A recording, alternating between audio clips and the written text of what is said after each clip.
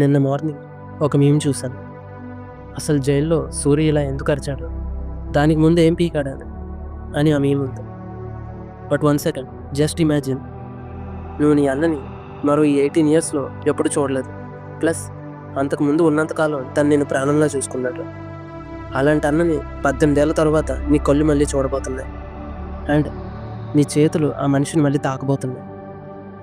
And ఒక మనిషి అన్నేళ్ళు దాచుకున్న ఆ బాధ, ప్రేమ, కోపం ఆ నిమిషానికి చూస్తున్నాననే వచ్చే ఆనందం, ఇన్ని మనసులో నుండి ఒకేసారి ఎలా రావాలో తెలియక వచ్చిన ఒకే ఒక యాక్షన్.